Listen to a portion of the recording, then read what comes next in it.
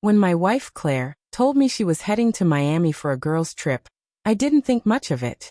She'd been under stress at work, and the idea of her relaxing on the beach with her friends seemed fair enough. She packed her suitcase with the excitement of a teenager, chattering about late-night dinners, shopping, and sunbathing. I even dropped her at the airport that morning, kissed her goodbye, and told her to enjoy herself. But 3 hours later, while I was at home sipping my coffee, I got the email that shattered everything I thought I knew about our marriage. It was from an unknown address. The subject line read, "You deserve the truth." At first, I almost deleted it. Spam, I thought. But curiosity tugged at me. When I opened it, there were 3 attachments, photos. My heart started pounding before I even clicked them. The first photo was Claire at the airport, not with her girlfriends but with a man.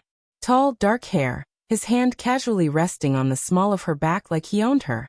The second photo, the two of them checking into a hotel in Miami, her laughing, her head on his shoulder. The third photo broke me. Claire in his arms, kissing him like she used to kiss me, her wedding ring glinting in the sun. The email had no words, just those photos. Whoever sent it didn't need to explain. The images screamed louder than anything. My hands shook. I read the subject line again. You deserve the truth. My first thought was denial. Maybe it wasn't what it looked like. Maybe he was a family friend. Maybe this was some bizarre setup. But the way she leaned into him, the intimacy in her body language. No, there was no mistaking it. Claire hadn't gone on a girls' trip. She'd gone on a lover's escape. I sat there, numb, staring at the screen. The house was quiet, our wedding photo still hanging on the wall above the mantel, mocking me. I remembered the vows she made, the promises whispered late at night. Lies. All of it. Anger began to burn through the numbness. My wife, my partner, had chosen deceit over honesty. She didn't just cheat. She planned it, covered it, and smiled in my face while she did it. I wanted to call her immediately, to scream, to demand answers. But I stopped myself. No, I wouldn't give her the satisfaction of knowing I'd already lost control. Instead, I wrote back to the anonymous sender. Who are you? How do you know this? The reply came within minutes. A friend who doesn't want you to be in the dark. Check her email if you don't believe me. That was the push I needed. I opened her laptop. She'd left it at home. And sure enough, there it was, a hidden folder, filled with messages between her and Ethan. A co-worker. The same man in the photos. They'd been planning this trip for months. She called him my escape. She told him she loved the way he made her feel alive. She even wrote, "Don't worry about him, he'll never know. He trusts me too much." Each word stabbed deeper than the last.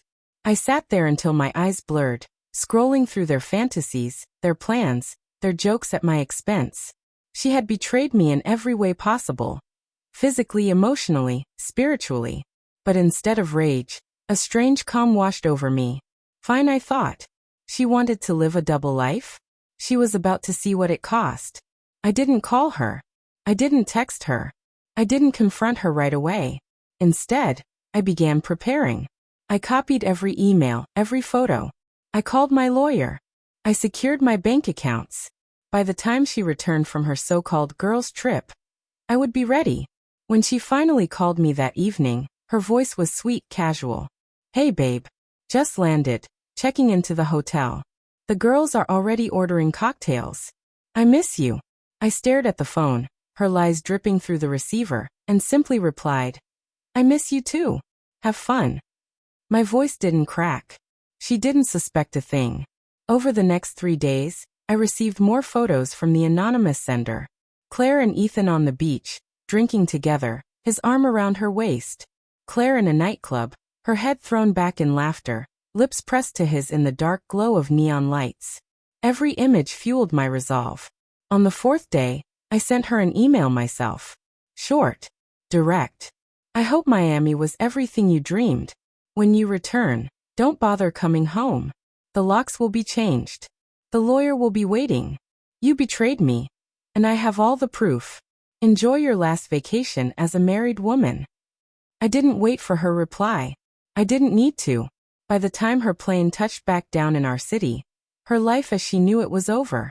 I wasn't there to pick her up. I wasn't there to argue. I wasn't even there to listen to her excuses. I had already walked away. She wanted freedom? She had it. But not the kind she imagined. And me? I rebuilt. Slowly, painfully, but with strength she never thought I had. That email, those photos, they weren't just betrayal. They were liberation.